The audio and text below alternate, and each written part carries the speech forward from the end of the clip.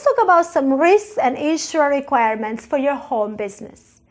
In general, for a home-based business running in a country like Canada, the United States, Spain, France, Germany, Japan, and many other civilized countries, and I am not talking about a coaching business in particular, but any type of business, just like when leasing or owning commercial spaces like a studio, a gym, a restaurant, when working from home, you have to make sure that the business activity you plan to perform does not violate any local zoning laws.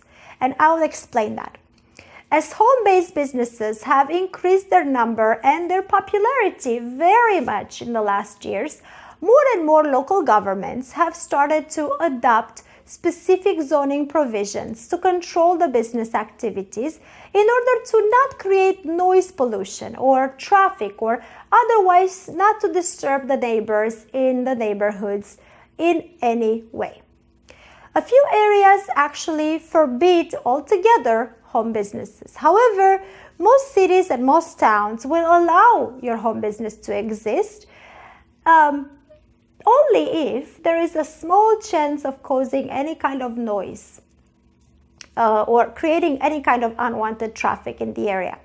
So therefore, writers, photographers, artists, accountants, attorneys, architects, mortgage or insurance brokers, tutors, even music teachers, and different types of consultants are examples of business people which are commonly allowed to run their businesses from their homes. So you can see that a coach of any type could fall under the consultant category. Typically, retailers are not allowed, cafes are not allowed, bars, restaurants, animal hospitals, and breeders, anything that will create any kind of disturbance. But we should be fine, right? There are also houses, lofts, or condos which could be zoned for both residential and commercial use, like some studios, some stores, some restaurants, or some bed and breakfast places where owners live on the premises, upstairs or in the backyard. And the double zoning can make life much easier regarding the restrictions which may come when running your business from a residential only zoned neighborhood. So please know that from city to city, from country to country, depending on where you live, there are going to be so many variations, from no restrictions on home businesses all the way to not being able to even run an internet-based business from your home if they know about it. So please don't assume that there is a standard set of rules that applies everywhere to everybody. And do your research. Find out the specific home occupation rules that apply to your area by contacting the planning or zoning department for your city and asking as much information as possible from either them or other consultants that live in your area. On the other hand, here are some general types of restrictions which tend to be pretty common. Many cities will prohibit any non-residents of their home in which the business is based to work as employees in that home, right? So if you have your office from home, you cannot have, in these places, you cannot have employees that will come to work at your house for your business, right? So make sure that before you expand and you hire somebody, if you get to that point, if that somebody will need to come to the office in your house every day, you do your homework and you find out if that's allowed in your neighborhood and in your city. Some cities are requiring your clients to be able to come to your home office only by appointment. In other words, nobody can just drop by unannounced like you would just enter a restaurant or a store. So, you need to make sure that that's the case or not the case in your area as well. Some cities may restrict the business use of the home. Some cases will say, you cannot use it more than 25% of the surface of the house. So if you're considering teaching dance lessons at home or any kind of fitness and making one of the rooms in your house a little studio, then you have to make sure that that's allowed. Other places may be restricting the number of customers that they may come to your house, regardless of having an appointment or not. For example, they can say that no more than 2 customers can come to you, to your office at home every day. So that's it. And if that's the case, that's something that you need to know in advance in order to schedule your day. Maybe you want to meet 2 of them at home, but you want to meet others outside. Most cities in the United States are going to prohibit signs outside of your house that advertise your business. When you walk on a commercial boulevard and you see left and right all kinds of storefronts, restaurants, retail, space, gyms, studios, you see that they all have big sign names at the door.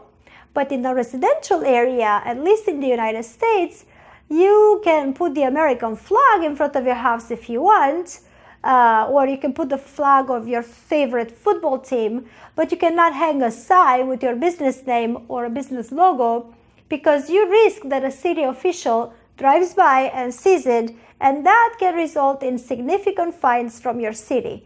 But also, you risk more likely than them driving around is that a neighborhood may not like you for any reason and report you directly to the city.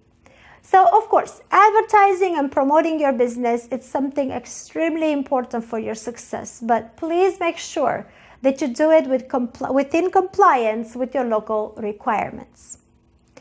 Some cities do not require any special permits in order for you to operate your business, as long as a home business complies with all the rules and all the restrictions contained in the city's planning code. However, some other cities require all home businesses owners to get a home occupation permit. The good news is that such a permit is usually obtained by simply filling out a form provided by the planning department and paying whatever fee may be required by the city. But keep in mind that depending on where you live and how restrictive and reinforced the rules are in your area, if you don't meet all of your city's rules for having a home business, you may simply not be allowed to run your business from home. So please do your homework. Okay, now let's go ahead and take an example that will clarify things and will make things a little more fun. Let me give you this example of Jessica, who is a fitness and a wellness coach, and she has in plan to see clients in person at her house, which she owns. Her plan is to offer individual sessions Monday through Friday with approximately 4 appointments per day. She also plans to offer 1 group session on Tuesdays and on Thursdays, core fitness classes with 5 students per class. Under her city's home occupation statute, no permit is necessary to run a home business unless the business sees more than 2 clients per day. So in this case, if you see two or more clients, more than 2 clients per day, a home occupational permit is required. And if she gets this permit, the limit of clients that she may see at the house per day increases to 10. So Jessica files and obtains the home occupational permit and makes sure to never have more than 10 clients at her house in one day. However, for holidays like Christmas, when she would like to celebrate and have a big group session together with all of her clients, she has to rent a room for this event at her local community center that is only 5 minutes away from her house. The community center is a city property and it's already zoned for commercial use. This way, Jessica makes sure that she respects the zoning restrictions in her area. Does that make sense?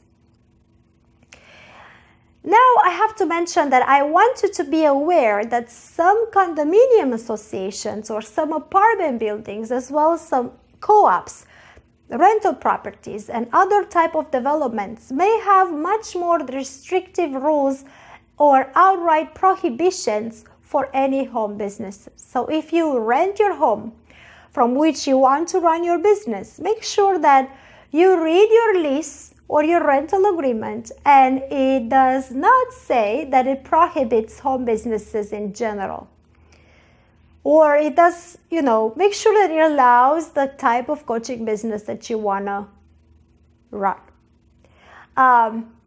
If you are on the premises of a building that says for residential purposes only, and you are planning or running your business with having clients meeting at your house, my advice would be to first talk to your landlord and explain to them what you're trying to do before you move out of the house to run your business, or before you print your business cards with your address on them.